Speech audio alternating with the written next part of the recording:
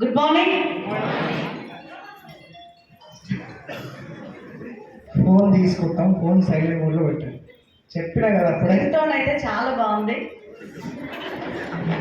ఆ రింగ్ టోనే కొందరు జీవితాలను సర్వనాశనం చేసింది. ఆ రింగ్ టోన్ ఫైట్ మోడ్లో ఎక్కిస్తే కొందరు జీవితాలను ఎట్లుంది తెలుసా, దేశం దాటి ఏరోప్లేన్లు ఎక్కి దేశం దాటి పోయొచ్చిన వాళ్ళు కూడా ఉన్నారు. అది డిసైడ్ అయ్యేది ఎవరు? మీరే. Ring tone మోగాలా మోగొద్దా? మోగాలా మోగొద్దా? మోగొద్దు అని మెల్లగెత్తలేంది. అందరు ఓరా, అయినా అందరు థాయిలాండ్ పోతే కూడా సరిపోరు. అది బుడ్డ దేశం, అవునా కాదా? కొందరి నుండి అది పోయేసిన వాళ్ళని చూడాలా లేదా? అందుకే మోగాలి కూడా, అవునా? So good morning. నా పేరు వచ్చేసి సర్వశ్రీ మల్లికార్జున్. నేను హైదరాబాద్ నుంచి వచ్చిన. నేను ఈ ప్లాట్ఫామ్ పరిచయం కాకముందుకు నా ఎడ్యుకేషన్ ఎంఏ, బిఎడ్, ఎంబీఏ, కంప్యూటర్లో PGDCA, MSRT, Tally complete. Next MCom రాసిన, ఓయూలో సీట్ వచ్చింది. ఇవన్నీ చదువుకున్నా, చదువు మాత్రం ఎక్కడ ఆపలేదు. ఎందుకంటే ఒక ఆడపిల్లగా చదువుకుంటే మంచి లైఫ్ ఉందని నా తల్లిదండ్రులు నాకు నేర్పించారు. మనం కూడా ప్రే చేస్తున్నాం మన పిల్లలకి. అది నా దగ్గర 5 లక్షలు ఉన్నాయో బిజినెస్ చేసుకొని చేపిస్తున్నామా? మంచి చదువుకుంటే మంచి పెళ్ళం వస్తుంది, లేదా మంచి భర్త వస్తాడు. ఇదే కదా మనం నేర్పించేది. సో మా నాన్న నాకు అదే నేర్పించిండు. గవర్నమెంట్ జాబ్ వస్తే నా లైఫ్ సెట్ అవుతుంది అని చెప్పి నాన్నకు మేము 4 ఆడపిల్లలం. అన్నయ్యలు 2, అందరికంటే చిన్నదాన్ని నేను. పెళ్ళిళ్ళైనాక అందరు ఆడపిల్లలు ఇంటికి వస్తుంటే నాకు ఒకటే మెంటల్గా డిసైడ్ అయినా, మా నాన్నకు నేను ఎదురు రావద్దు అంటే మా నాన్న దగ్గర డబ్బులు లేదు బిజినెస్ చేయడానికి. చదువుకొని నా కాళ్ళ మీద నేను నిలబడితే భర్త ఎట్లా చెప్తే అట్లా వింటాడు. ఇనని భర్తతోటి కూడా మనం జాబ్ చేసి నిలబడచ్చు, అవునా కాదా? సో దానికోసం నేను చదువుకున్నా. నా చదువుకు డబ్బు కావాలి కాబట్టి నేను డిగ్రీ చేసుకుంటేనే స్కూల్లో జాయిన్ అయినా. 2000 జీతం కోసం జాయిన్ అయినా. నాకు ఆ డబ్బులు, నానిచ్చిన డబ్బులు నా చదువుకు హెల్ప్ అయినాయి. అట్లా 25 సంవత్సరాలు చదివిన. ప్రతి గవర్నమెంట్ జాబ్ కోసం రాసుకుంటూ వెళ్ళిన. గ్రూపు, కానిస్టేబుల్, హోంగార్డు అన్ని, డిఎస్సి, ఎస్సీఐ, ఎస్జిటి, ఇంకా భూమి మీద ఎన్ని గవర్నమెంట్ జాబ్లు ఉన్నాయి అన్ని రాసిన. నా చదువు క్వాలిఫికేషన్ ఎంత ఉంటే అంత. కానీ ఏది కూడా నాకు రాలే. అన్నం నోటి నాకు వచ్చి వదిలిపోతుంది చూడు, అవార్డులో వచ్చింది. గురుకుల పాఠశాలలో 93 మార్క్స్ అని నాకు, బట్ 63 మార్కులు వచ్చిన కేటగిరీ ప్రకారం జాబ్ అట్ వెళ్ళిపోయింది. నేను ఒక చిన్న ఎగ్జాంపుల్ ఒకటే చెప్తున్నా. నా ఎడ్యుకేషన్ 25 ఇయర్స్, బట్ నేను చేసింది హోంగార్డ్ కూడా పీజీడీసీఏ కంప్యూటర్ సర్టిఫికేట్ ఉంది. అని దానికి అప్లై చేస్తే వాళ్ళకి ఏమిచ్చి తెలుసా, సిస్టమ్ ఏదన్నా ఆపరేటింగ్ ఎట్లా వస్తుందో మేడంకి చూడాలి, అవునా కాదా? Long jump, shot put, high jump, height, weight ఇవన్నీ చూసి అయినా నా నెంబర్ 403. కానీ దాన్ని కూడా ఇప్పుడు గవర్నమెంట్ ఏం చేసింది తెలుసా, ప్రజెంట్ ఉన్న మాకే జాబులు లేవు కాబట్టి కాంట్రాక్ట్ కదా వాళ్ళకి, మరి గవర్నమెంట్ చేసినాక వీళ్ళకి ఇవ్వండి అని చెప్పేసి కోర్టులో కేసు వేసింది. అర్థమైందా? నోటి దానికి వచ్చిపోయింది. 18 గంటలు చదివిన జాబ్ కోసం, కానీ నాకు రాలే. 3 రోజులు తిండి తికానలేక ఏడ్చిన. ఎందుకు దేవుడు నాకు ఎందుకు గవర్నమెంట్ జాబ్ ఇస్తలేడు? ఇంత కష్టపడుతున్నా కదా. ఏజ్ పెరుగుతుందా తగ్గుతుందా? చదువుతుంటే జాబ్ వస్తుందా? సడన్ ఒక ఏజ్ తర్వాత నీకు కూడా జాబులు రావు. కానీ నాకు భయం వేస్తుంది. నా సీనియర్ అయిపోతే నాకు లక్ష్యం కూడా రాదు. అప్పుడు నేను డబ్బు తీసుకొని ఏం చేయాలి? సో రాసుకుంటూ వెళ్తున్నా, నాకు జాబ్ రాలే. ప్రైవేట్ సెక్టర్ ఉందా లేదా? 10 సంవత్సరాలు పనిచేస్తే నా జీతం 2000కి వెళ్ళి 20,000 నా శాలరీ. ఎగ్జాక్ట్ లాక్డౌన్ టైంలో ఉన్న జీతం కూడా పోయింది. మా సార్ బ్యాంక్లో జాబ్ చేస్తాడు, కనుక 30,000. సాగుకప్పుడు సడన్గా చెప్పారు హార్ట్ అటాక్ వచ్చి పోతుందని, అవునా కాదా? అందుకే మా ఆయన జాబ్ పోయినప్పుడు కూడా మా మేడం కేడ ఫోన్ చేస్తే అది హార్ట్ అటాక్ వచ్చి పోతుంది అని చెప్పి చల్లగా చెప్పినట్టు డ్యూటీకి వెళ్ళి ఇంటికి వచ్చి నా జీతం కూడా పోయింది. ఒకటే బ్యాంకులో 15 ఏళ్ళు చేసిన మాట 5,000 ఇస్తానన్నారు. చేయాలా వద్దా? నా దిక్కు అదే. లాక్డౌన్లో అదే 5,000 జీతం కోసం 2 సంవత్సరంన్నర లాక్డౌన్లో నా లైఫ్ గడిపిన. అత్త, మామ, 2 పిల్లలు, నేను, నా భర్త. సరిపోతాయా? హైదరాబాద్లో గన్మ దాటితే పైసతో పని. సో 2 లక్షలు అప్పు తెచ్చుకున్నా మా అత్తమ్మ సంపాదించిన ఇల్లు మీద. అప్పటి వరకు లాక్డౌన్ వరకు నా లైఫ్ ఏంటంటే వచ్చిన జీతం సరిపోతుంది, అప్పు లేదు నాకు. పెద్దగా కాదు, అసలు ఆస్తి లేదు. అట్లాంటి లైఫ్ నుంచి నేను వచ్చిన. ఏదన్నా అవకాశం వస్తే బాగుండు. లాక్డౌన్ వచ్చి ఉన్న జీతం పోయింది. ఏదైనా ఒక్క అవకాశం నా చదువుతోటి సంబంధం లేకుండా ఏది వచ్చినా సరే నేను చేస్తా అని చెప్పి డిసైడ్ అయినా. కానీ వచ్చిందా రాలేదా? వచ్చినా కూడా మేడం పట్టుకుందా? ఇందాక నా పార్టీ వాళ్ళు ఎవరో వచ్చి ఇందాక స్టేజ్ మీదకి గ్రామ పంచాయతీ సెక్రటరీ మా మేడం వింటలేదని. సో నా ఇంటికి కూడా ఈ గొప్ప ప్లాట్ఫామ్ని పరిచయం చేసింది నా చిన్నప్పటి స్కూల్ ఫ్రెండ్. ఇవాళ అందనంత ఎత్తుకి ఎదిగి మోటివేషనల్ స్పీకర్గా ఏపీ తెలంగాణలో నెట్వర్క్ మీద క్లారిటీ ఇస్తున్న my great leader DUCD mister Saidul sir గారు. So thank you so much sir. Sir వచ్చి నాకు ఈ బిజినెస్ గురించి చెప్పినప్పుడు నేను 8 నెలలు సతాయించిన కేవలం గ్యాస్ట్రిక్ ప్రాబ్లం తగ్గింది రా అని ఒక మాట చెప్తే దానికోసం నేను జాయిన్ అయినా. సైదుల్ సార్ని కూడా నేను అనుకున్నా ఏమైంది సైదుల్ సార్కి సబ్బులు కూడా పట్టుకొని ఇంటికి వచ్చిందని చెప్పి నెగిటివ్గా ఆలోచించిన సార్ని 8 నెలలు నాకు వచ్చిన రిజల్ట్ ఏంటంటే తను గ్యాస్ట్రిక్ ప్రాబ్లం తగ్గింది అన్నాడు కదా, ఒకటే ఊరు కదా అని జాయిన్ అయినా. నేను ఆయిల్ వాడినా, నాకు 4 ఏళ్ల నుంచి ఉన్న గ్యాస్ట్రిక్ ప్రాబ్లం ఒక 15 డేస్లో తగ్గింది. మా అత్తయ్య కాళ్ళ నొప్పులు తగ్గినాయి, కాళ్ళ నొప్పులకు వాడితే షుగర్ కూడా కంట్రోల్ అయింది. దాంతో పాటు సార్ ఊగుంటాడా, మనం ఊగుంటామా? మనం జాయిన్ అయిన వాళ్ళము మీటింగ్కి రా, గీడికి రా, సెమినార్ ఉంది, ఇక్కడ 1 డే ట్రైనింగ్ ఉంది, ఆడ గుంటూరు ఢిల్లీ ఎక్కడెక్కడో చెప్తుండే. నేను గవర్నమెంట్ తిరుగుతా. నా గోల్ ఏంటి? వెస్టేజ్ రాకముందుకు గవర్నమెంట్ జాబ్ కొట్టాలి. నా గోల్ని నేను వదిలిపెడితే మా నాయనని నేను వదిలిపెట్టినంత లెక్క అని చెప్పి నేను మెంటల్గా నా గవర్నమెంట్ జాబ్కి అంత గోల్ పెట్టుకొని పనిచేసిన. సో అట్లా నా నాన్నని నేను వదులుకోలేను అని చెప్పి సార్ చెప్పినాక నేను వినలేదు.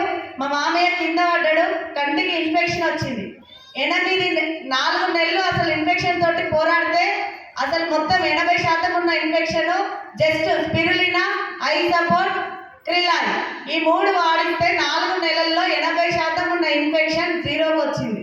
నేను ప్రోడక్ట్స్ ఎంతగానో నమ్మినంటే భూమి మీద బతికున్నన్ని రోజులు నేను ఇవే ప్రోడక్ట్స్ వాడతాను. నాకు ఎవరు చెప్పినా చెప్పకుండా నేను ఇవే వాడుకుంటా. అవి అట్లా వింటనే ఉంటాయి. మీరందరూ సిఎన్సీ భయపడ్డారు కదా. నాకు ఎప్పుడైతే మా మామయ్య రిజల్ట్ వచ్చిందో సప్లిమెంట్స్, హోమ్ నీడ్స్ 2 కలిపి 7 నుంచి 8,000 9,000 ప్రోడక్ట్ కొనేదాన్ని నేను. ఫ్రీ ప్రోడక్ట్ వచ్చినప్పుడు కూడా నేను షాక్ అయినా. కానీ వచ్చినే నాకు డబ్బులు పడుతుండే అని కూడా చూపెట్టినప్పుడు కూడా నేను వినలే. నేను భూమి మీదకి వెళ్ళి తల్లి గర్భం నుంచి భూమి మీద పడ్డ ప్రతి ఒక్కరు సబ్బు వాడినా లేదా? పైసలు వచ్చినాయా? మరి ఇప్పుడు ఈ కంపెనీలు ఎట్లా వస్తాయి? అంతటిదా అన్న ఎంబీఏ బిఎడ్ ఎంబీఏ చేసిన ఉంటుందా ఉండదా? ఎంత అనిపిస్తుందా? మన ఇంటికి కంపెనీ వచ్చింది కాబట్టి కంపెనీ పుట్టదు, మనం చదువుకున్న చదువు పెద్దది. ఇప్పుడు మీకు కూడా అంతే, మీ ఇంటికి వస్తే కంపెనీ పుట్టది, మీరు చేసే జాబులు పెద్దవి, మీరు చేసే బిజినెస్ పెద్దవి.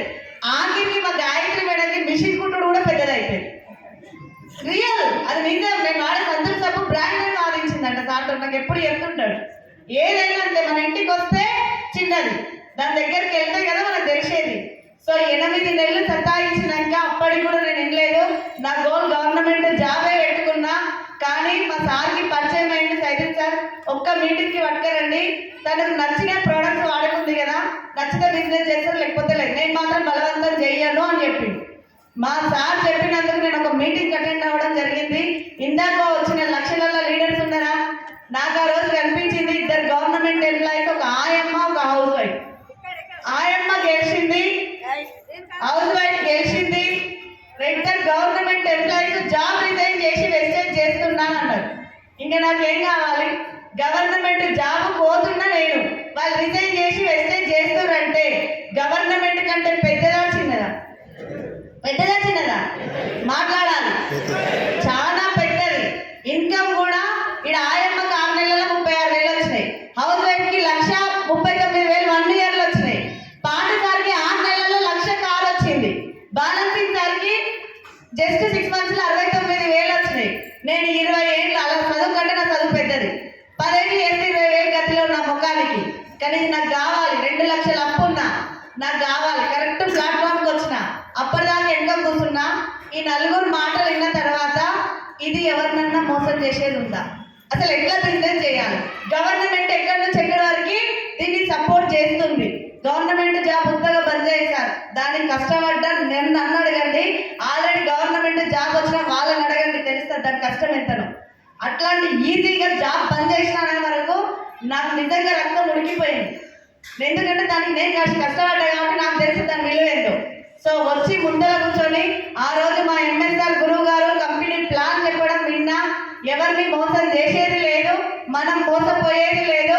ఎవరికన్నా ఇది పట్టిస్తే వాళ్ళ ఇంట్లో 3 తరాల ఇన్కమ్ ఉంటుంది అని ఒక్క మాట కనెక్ట్ అయ్యి దానికి 2 చేతులు ఎత్తి దండం పెట్టి నా చదువుకి నా గవర్నమెంట్ గోల్కి ఆ రోజే నా ప్రైవేట్ జాబ్కి పులి స్టాప్ పెట్టి తాడో పేడో సావో బతుకో వెస్టేజ్లో చస్తా ఎట్లా చస్తా తెలుసా గెలిచి చస్తా అని చెప్పి ఎంఎస్ఆర్ గురువు గారికి ప్రామిస్ చేసి నిలబడ్డా. నేను సైనిక్ సార్ కోసం ఆయన కొట్టే నా అకౌంట్లో ఫస్ట్ ఇన్కమ్ 11 రూపాయలు. ఏ రోజైతే ఎంఎస్ఆర్ మీటింగ్ విన్నానో నా నుంచి కాల్ అక్కడ వస్తుందా అక్కడ నుంచి కాల్ మళ్ళీ ఇటు వస్తుందా నా నుంచి సైనిక్ సార్కి కాల్ పోయింది. ఇది గవర్నమెంట్ ఎందుకు దిగొచ్చి ఎక్కడి వరకు ఇచ్చింది నాకు కావాలి క్లారిటీ. నాకు క్లారిటీ ఇస్తే ఇదే క్లారిటీ పట్టుకొని వెళ్తా అని చెప్పి సైనిక్ సార్ దగ్గర 3 అవర్స్ కూర్చొని క్లారిటీ తీసుకున్నా. ఆ రోజు నుంచి పిచ్చి దాని లెక్క పని చేసిన. ఎట్లా చేసినా తెలుసా, మీరు కూడా ఎట్లా చేయాలి తెలుసా, వ్యవసాయం చేసిన వాళ్ళనే కదా అందరం. ఊరు నుంచి వచ్చిన నేను పల్లెటూరు దాన్ని పట్టణంకి ఇచ్చిందాన్ని. కానీ నేను వ్యవసాయం ఎట్లా చేస్తా అంటే వ్యవసాయం పంట మీద లాభం వస్తుందా నష్టం వస్తుందా నాకు తెలియదు. తెలుసా ఎవరికైనా రైతుకి ఎండనక వాననక చల్లనక ఎంత కింద మీద వాన పడ్డా ఏ చేసినా పోయి వ్యవసాయం చేస్తాడు. లాభం వస్తుందా నష్టం వస్తుందా తెలియదు. సో వెస్టేజ్లో కూడా మీరు కూడా నేను చెప్పే రిక్వెస్ట్ ఏంటంటే ఒక 6 నెలలు మన రైతు కనుక వ్యవసాయం ఎట్లా చేస్తాడో అట్లా చేయండి. నేను అట్లనే చేసిన.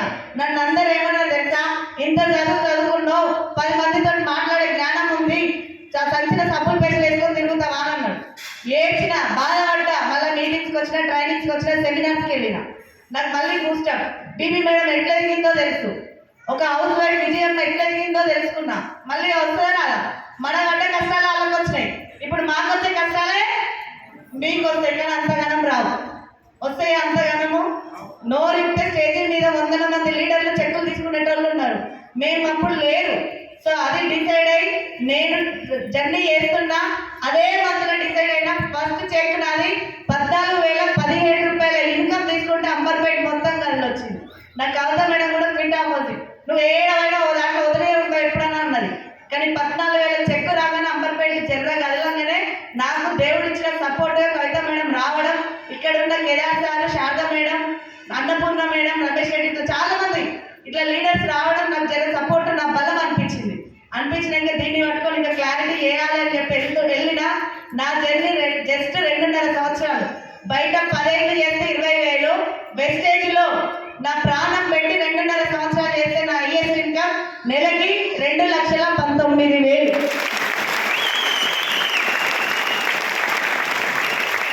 నా ముఖం ఎవరికి తెలియదు సార్. అంబర్పేటలో ఉన్న 10 మంది పిల్లలకు కూడా తెలియదు.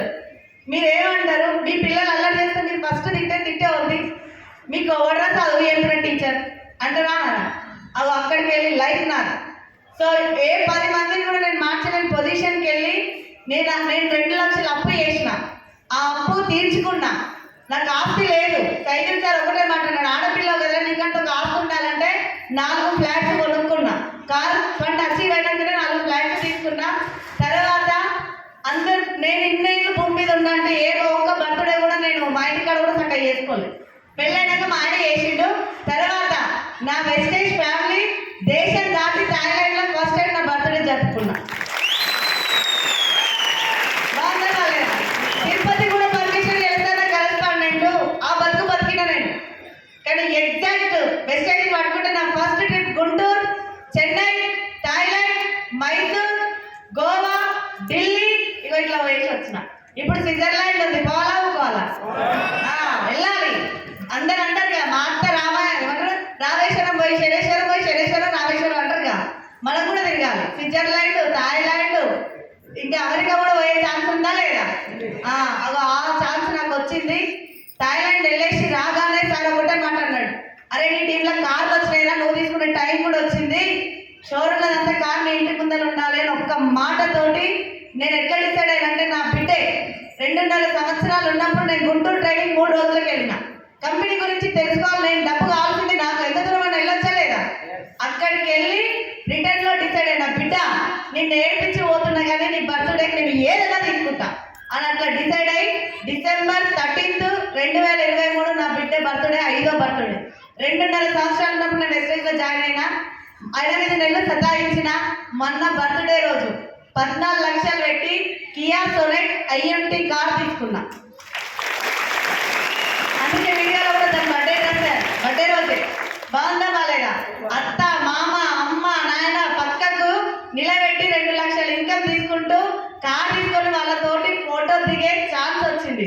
ఇప్పుడు మా నాయనకు నేను కార్ తీసుకుంటే సార్ రియల్ ఇందాక ఒక సార్ కూడా అన్నాడు, నేనే కార్ తీసుకుంటే నాకు ఆ నలుగురే వచ్చేటోళ్ళు, నా తోటి కోడళ్ళు నా అన్నదమ్ములు కూడా రాకపోతుండే. అవునా కదా? కార్ తీసుకుంటారు కాబట్టి ఫ్యామిలీ తరఫున వాళ్ళకంతా ఈర్ష. కానీ నేను కార్ తీసుకునేటప్పుడు నా వెస్టేజ్ ఫ్యామిలీ ఎంతమంది వచ్చింది తెలుసా? 300 మంది వచ్చి 300 మంది సమక్షంలో నేను నా కార్ లాంచ్ చేసాను. మా నాయనకి మళ్ళీ చెప్పాలా? చెప్పే అవసరం లేదు. నా బిడ్డ గెలిచింది, నాకు ఏమన్నా అయినా కూడా నా బిడ్డ ఉందన్న ధైర్యం మా అమ్మ నాన్నలో నిలిపిన. మా అత్త మామ దగ్గర కూడా నేను గెలిచిన కోడలుగా నిలబడ్డా. బాగుందా బాలేదా? ఈ అవకాశం ప్రతి ఆడబిడ్డకు వచ్చింది. పట్టుకొని గెలిచి ఇక్కడ ఉన్న ప్రతి ఒక్కరు నెక్స్ట్ మీ గోల్ 1 ఇయర్ 6 మంత్స్ రాసి పెట్టుకోండి. కారు మీ డ్రీమ్ కార్ గోడ మీద మీ గోల్ చెక్ గోడ మీద పెట్టుకొని మీరు కొన్ని రోజులు మన షోటోలం కావాలి. ఏం కావాలి?